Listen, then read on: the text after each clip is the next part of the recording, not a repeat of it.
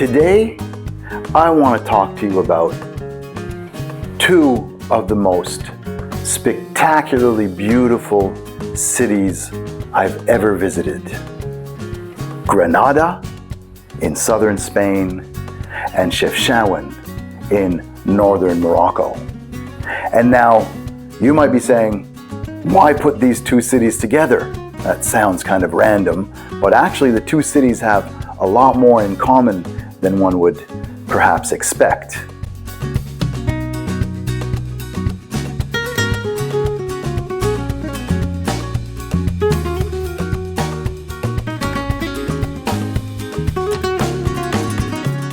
I'm Dr. Jason Idriss Sparks, street scholar and poet, exploring visions of the good life and beauty in Islamic contexts with you.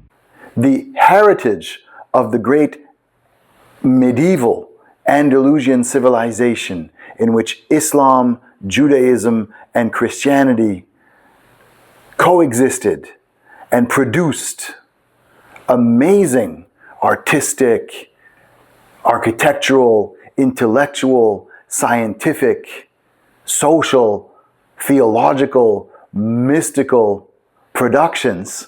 This civilization, people think, died, but it is alive and well today in cities such as Chefchaouen and Granada.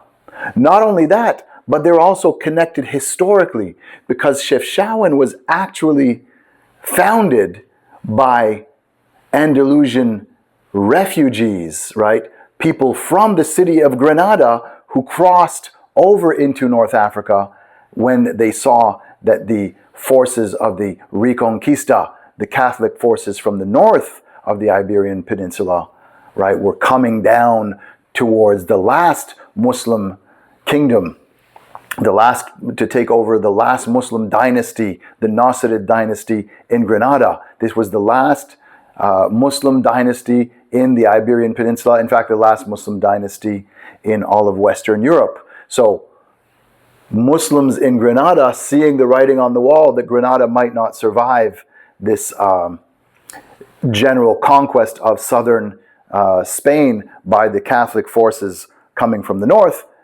many of them left before the actual conquest happened. The conquest is in 1492. So towards the end of the 1400s, Andalusian Muslims and Jews start to cross back over into Morocco, right? Cross southward into Morocco and found cities or refurbished cities that were already there, such as Tétouan, for example. And Chefchaouen is one of these cities that was founded by Andalusian exiles. So the two cities have a lot in common. They have architectural resemblances, geological resemblances, right?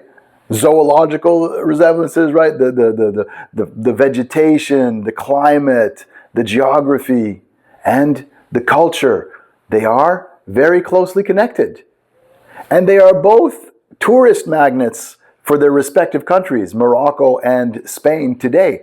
Now, what I'm trying to tell everybody here is that there are, if you wish, cultural geographies which do not respect the borders of the modern state.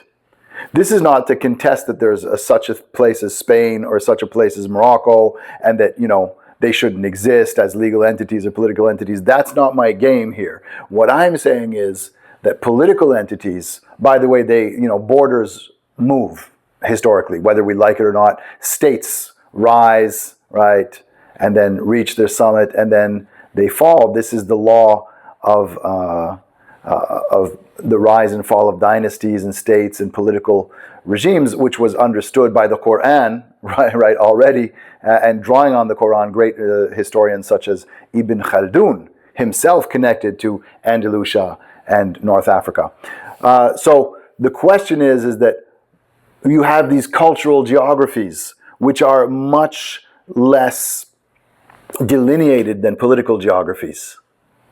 The cultural geographies are supple and flexible, and they work on a sort of range, right? A gradual, right? So, for example, just even like the physical features of people from as you go down from Western Europe, from France into Spain, into the south of Spain, into the north of Morocco, into the south of Morocco, a little lower, you will see that you don't have a moment where you have, oh, white people here, black people there. It's the actual living reality cannot be put into these sort of political or identity or race categories that we like to, say, here's where the border is.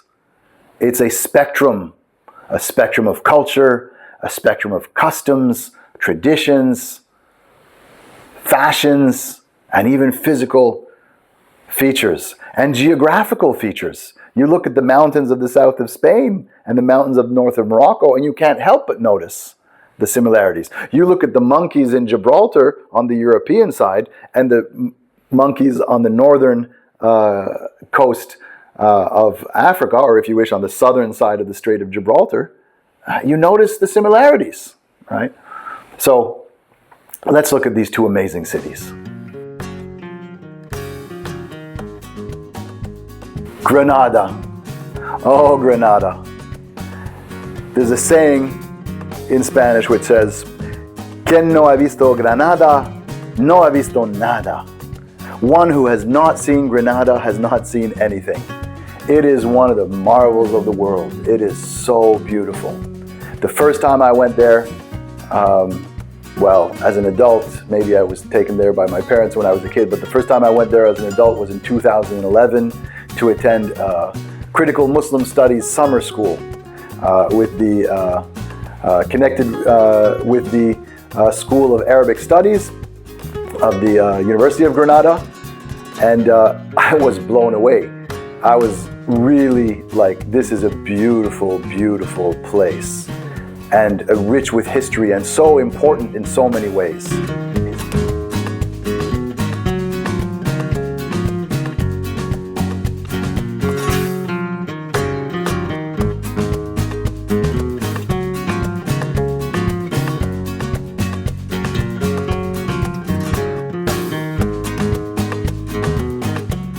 I've argued in other videos that this is one of the birthplaces of modernity. Modernity is born very much, right, from the moment in which the Catholic forces of northern Iberia take over, right, the lands governed by the last Muslim dynasty in Western Europe, the Nasrid dynasty of Granada. That's in January of 1492. And then immediately, like within the next months, allow Christopher Columbus, now that this business is done, allow Christopher Columbus to take an expedition in the name of the royal couple, Isabella and Ferdinand, of now unified Spain, go westward across the Atlantic, and by October, Christopher Columbus is in the Americas. And so this moment of, right, ending Muslim rule in Western Europe, in any place in Western Europe, and then finding trade routes that do not go through Muslim lands by going westwards across the Atlantic, just as the Portuguese are actually going south along the African coast, and then, eventually east towards Asia as well. So the Europeans are looking for trade routes that take them away from Muslim lands. So this is a very, very central geography, this area of Granada in the birth of the modern colonial world system, right? Whose power structures we still deal with today. So it's a fascinating place historically, culturally, architecturally, aesthetically. The climate is wonderful. It has a tragic history, but the people of Granada, of all faiths, of all backgrounds, when you go there today, you see that they have come out on top. It's a beautiful place, a beautiful culture. You have the Romani, Gitanos, right? Who contribute so much to Spanish culture with their music and their dancing, and they live in many of them in a quarter along on the flank of one of the mountains, where there are houses built using part of caves as part of their house, right? So you have a sort of structure in front of the house, a built-up structure, but many of the rooms are in caves, Absolutely fascinating place. I really recommend anybody visit there. And and since then, I've been back, and it's really a place that I wouldn't mind living there. I wouldn't mind retiring there. It's a wonderful place to be. But it's one of many places I wouldn't mind living and retiring. I'm a man who loves a lot of cities.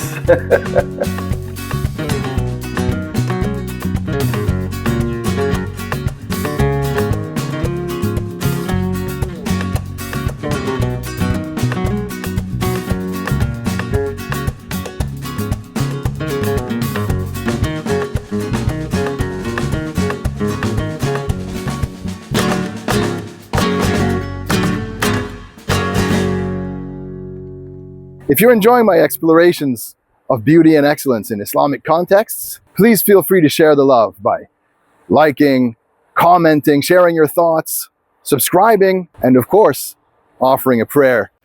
Although Muslim dynasties had once ruled the entire Iberian Peninsula, parts of France, and several northern Mediterranean islands, Catholic forces, backed by the Pope and much of Western Europe, launched a crusade to expel Islam from Iberia. By 1252, the Emirate of Granada, in southeastern Iberia, stood as the last Muslim polity in Western Europe. Muhammad ibn al-Ahmar, founder of the Nasrid dynasty, had established the Emirate of Granada in 1238 and began building the Alhambra citadel soon after. He also chose the motto, وَلَا غَالِبًا إِلَّا اللَّهِ, there is no victor but God, as the emblem of his new state. The motto is inscribed throughout the walls of Alhambra as a testament to a Muslim ruler who admitted his own powerlessness before Allah. Under this dynasty, Granada flourished as the final showcase of Islamic urban life, architecture, and artistry in a Western European land. Today, these features make it one of the world's most visited cities. Set in the foothills of the Sierra Nevada mountains, its snowy peaks create a shifting palette of light and color throughout the day. The city's main attraction is the Alhambra. Its name derived from the Arabic Qalat al-Hamra, meaning the Red Citadel. Its reddish ramparts crown a hilltop overlooking the city, facing another hill where the old Andalusian quarter of Albayzín stands. In 1984, both Alhambra and Albayzín were recognized as UNESCO World Heritage Sites. Once a vast fortified complex containing all the services of a medieval Islamic city, all that remains of Alhambra today is its most breathtaking features, palaces, and gardens. More than half a century ago, the Scottish Orientalist William Montgomery Watt described Alhambra's refinement with lyrical admiration. He wrote, "The passion to cover whole surfaces with intricate, finely wrought decoration was given rein, with exquisite results. Full use was also made of the water, which was available in abundant supply from higher up the mountains, to palace fountains, formal pools, and vegetation in the courtyards, a great source of pleasure in the warm climate. The chief impression, however, is that of perfect ornamentation and perfect grace resting lightly on, even descending on, the slender columns." Okay, before we move on to the city of Chefchaouen, let me just mention that there is a vibrant, multicultural, multilingual Muslim community in Granada. I recommend that you visit it, and if you want to visit it virtually, I recommend Paloma's channel. This Spanish Muslim woman is giving us a beautiful audio-visual archive of contemporary Islam in Granada and southern Spain. Chefchaouen, the blue pearl of northern Morocco, with its whitewashed walls in which there's a mix of blue pigment which makes the whitewash, explode in an absolutely magnificent palette of blue. The whole city, therefore, presents to us this experience of this visual experience in which everywhere you look, you have this range going from white into light blue, into not too dark, but along a whole spectrum, a whole range of that color from very light blue to sort of slightly darker blue, and even down to white. So, and this white-blue combination is one that we find a lot around the Mediterranean. It's actually, white and blue. You see it in Turkey, in Spain, in Portugal, in Greece, in other cities in Morocco, especially along the Mediterranean. And this white and blue theme for Mediterranean cities really sort of came alive in the 20th century with a sort of revivalism of Andalusian and Mediterranean culture. A certain aesthetic was put forward, and that's when the city of Chefchaouen actually became the blue city that we know now. But here's the thing. It's a beautiful blue city, and the blue is impressive. And when you go there, it's hard to take a bad photograph. I mean, you close your eyes and just click on your phone to take pictures, and you'll get beautiful pictures. But it is much more than a blue city, and this is what I want to speak about as well. Enter with me then into this beautiful city, which was founded by Ali bin Rashid in the late 1400s. Enter with me through the gates of the old city, where we can feel the history of these Muslim exiles from Granada. They chose this city because it reminded them of their original city, apparently. When you enter through these gates, you enter into early modern history. You enter into a sanctuary for Muslims and Jews, a fortress built in the mountains, far enough away from the coast to be safe from the invading Iberians. And the fortress is in the same reddish sort of tones as the Alhambra of Granada, their never forgotten homeland. When I went there, I went looking for the house of Ali bin Rashid and the Sufi Zawiya, the Sufi center, and I found it right behind the Qasbah, in the oldest part of the city, the oldest buildings of the city, where you have the initial complex right behind the fortress. The Zawiya, right, the Sufi center, which is the sort of spiritual heart, because these were descendants of the Prophet, peace and blessings be upon him, through the Saint Moulay Absalam ibn Bashish. Down at the bottom of this alleyway, you see that arched door.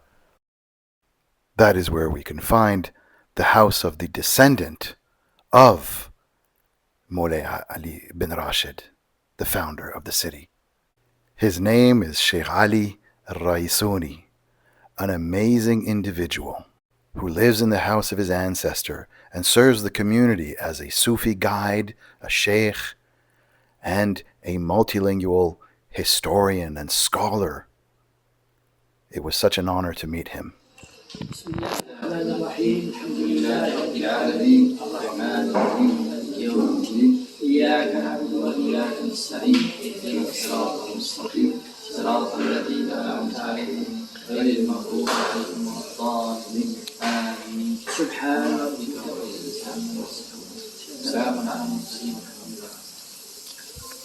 The Sheikh honored us by taking us into his personal library, which is connected to the house in the Zawiya.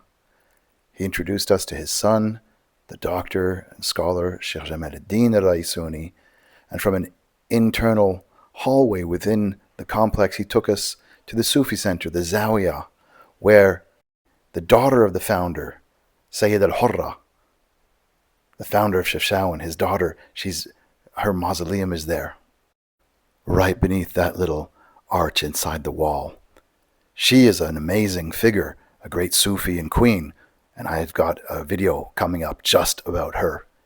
After that, his son, Sheikh Jamaluddin Raissouni, he took us to visit this International Quran Institute that he and his father have founded, and Sheikh Jamaluddin, Dr. Jamaluddin is the director. From the rooftop of this Qur'ānic school, which teaches other subjects but is devoted principally to Qur'an, we have a beautiful view of the city of Chefchaouen, the mountains and the city. Shaykh Ali Raissouni. Okay, so let's continue our visit deeper into the city, right next to the home of Moulay Ali bin Rashid, the founder of the city. The founder established the Jewish quarter, the Millah, so that the Jewish refugees, exiles from Andalusia, could live directly under his protection. This was respecting the tradition of giving sanctuary to protected religious communities. Anyway, enough talking. I think the images speak for themselves. Check out the beautiful city. Come with me for a walk.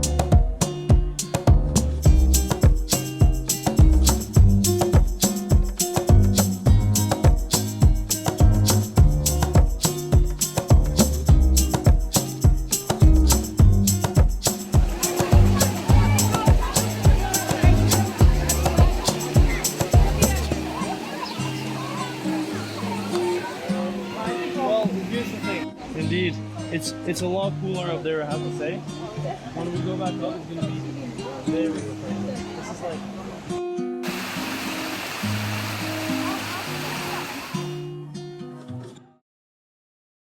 Before we finish, I'd also like to share with you a moment that I shared with these gentlemen in a mosque right next to actually the graveyard where the founder of the city of Chefchaouen, Moulay Ali bin Rashid, is buried, where I prayed in the mosque and then sat down and listened to these gentlemen recite Qur'an in a style which I'd never heard before.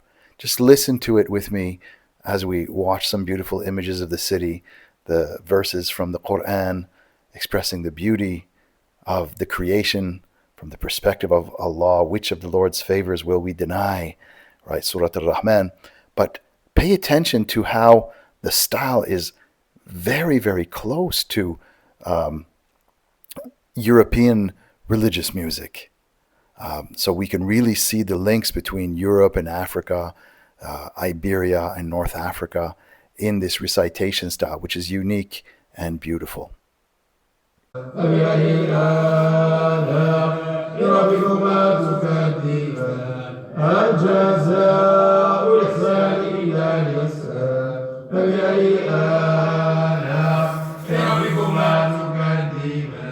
ومن دونهما جنتان فبأي آلاء ربكما تكذبان مدهامتان فبأي آلاء ربكما تكذبان فيهما عينان نضاختان فبأي آلاء ربكما تكذبان فيهما فاكهة وأنواهما فبأي